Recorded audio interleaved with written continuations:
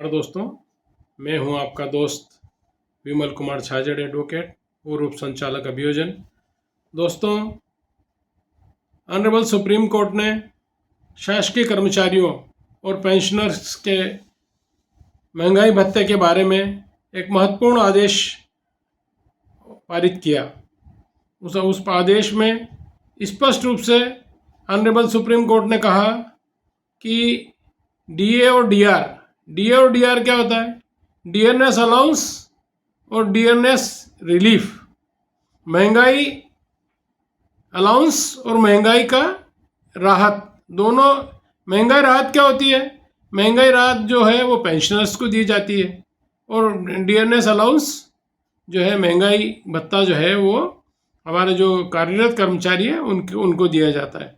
दोस्तों, यहाँ पर ऑनरेबल सुप्रीम कोर्ट ने स्पष्ट रूप से कहा कि डीए और डीआर की बढ़ोतरी में जो भेदभाव करती है सरकारें, वो पूरी तरह असंवैधानिक, अनकॉन्स्टिट्यूशनल घोषित किया है उन्होंने।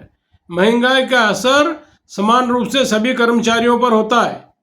इसमें जो महंगाई बढ़ती है वो केवल जो कार्यरत कर्मचारी है उनके लिए नहीं होती है। महंगाई का असर कार्यरत पर भी पड़ता है और जो सेवानिवृत्त हो चुके हैं उन पर भी पड़ता है। तो उच्चतम न्यायालय ने स्पष्ट किया कि सरकार सेवारत कर्मचारियों के लिए महंगाई भत्ते और सेवानिवृत्त कर्मचारियों के लिए महंगाई राहत की बढ़ोतरी की अलग अलग दरें तय नहीं कर सकती। ऑनरेबल जस्टिस मनोज मिश्रा साहब और ऑनरेबल जस्टिस बी वराले की साहब की पीठ ने कहा कि चूंकि ये दोनों भत्ते एक महंगाई सूचकांक से जुड़े हैं, इनका उद्देश्य समान है, इसके लिए किसी प्रकार का भेदभाव संविधान के अनुच्छेद 14 के तहत समानता के अधिकार का उल्लंघन और मनमाना है। ऑनरेबल सुप्रीम कोर्ट ने बिल्कुल स्पष्ट शब्दों में कहा कि ये जो सरकारें पेंशनर्स को 3% बाद में देंगे, फिर बाद में देंगे, उनका डीए रोक लेती है, कई बार पुराना बैक जो भत्ता रहता है वो नहीं देती है। तो यहाँ पर ये एक बड़ा अच्छा जजमेंट जो पेंशनर्स के लिए है, उनके लिए राहत भरा जजमेंट है। न्यायालय के समक्ष मुख्य प्रश्न यह था, क्या सेवारत कर्मचारियों के लिए डीए बढ़ाने की दरें पेंशन भोगियों के मिलने वाली दर से अधिक हो सकती है? ये विवाद क्या था दोस्तों, ये मैं आपको बताऊंगा। उसके पहले मेरा आपसे अनुरोध है कि मेरे चैनल को आपने अभी तक सब्सक्राइब नहीं किया, सब्सक्राइब करें, लाइक करें, शेयर करें। दोस्तों, ये क्या हुआ, केरल सरकार और केरल राज्य सड़क परिवहन निगम ने कर्मचारियों के लिए डीए में 14% की वृद्धि कर दी और पेंशन भोगियों को 11% तक की सीमित कर दिया। तो यहाँ पर जो केरल परिवहन निगम के सेवानिवृत्त कर्मचारी थे, उन्होंने याचिकाएं दायर की और 25 फरवरी 2021 को सरकार के उस आदेश को चुनौती दी जिसमें उन्होंने डीए में 3% का अंतर रख दिया और डीआर 109 रखा और डीए बढ़ा के 112 कर दिया था। तो केरल हाई कोर्ट के एकल न्यायाधीश, जो यहाँ पर सरकार ने क्या कहा, सरकार ने कहा कि जो काम करने वाले कर्मचारी है वो अलग है और सेवानिवृत्त कर्मचारी अलग है, अलग अलग कैटेगरी है, ऐसा तर्क रखा। तो केरल हाईकोर्ट के जो एक सिंगल जज की बेंच थी, उन्होंने शुरू में इन याचिकाओं को यह कहते हुए खारिज कर दिया, कर्मचारी पेंशन भोगी दोनों अलग अलग वर्ग हैं। सिंगल जज क्या बोले कि दोनों अलग अलग वर्ग हैं। बाद में ये मामला फिर डिवीजन बेंच में भी गया। डिवीजन बेंच ने माना कि एक बार जब महंगाई राहत देने का निर्णय ले लेती है सरकार, तो उसे लागू करते समय दो समूहों में भेदभाव करना पूरी तरह अनकॉन्स्टिट्यूशनल है, असंवैधानिक है। और केरल सरकार को ये निर्देश दिया कि ये जो आपका आदेश है ये पूरा मनमाना और भेदभावपूर्ण है, डिस्क्रिमिनेशन करता है कर्मचारियों के बीच में। तो यहाँ पर केरल राज्य और जो रोडवेज के थे वो प्रतिनिधि आए, उन्होंने ऑनरेबल सुप्रीम कोर्ट के सामने बहस की कि साहब ये अलग अलग वर्ग है, अलग अलग दरें हैं, कोई उल्लंघन नहीं हो रहा, ऐसा सरकार की तरफ से कहा।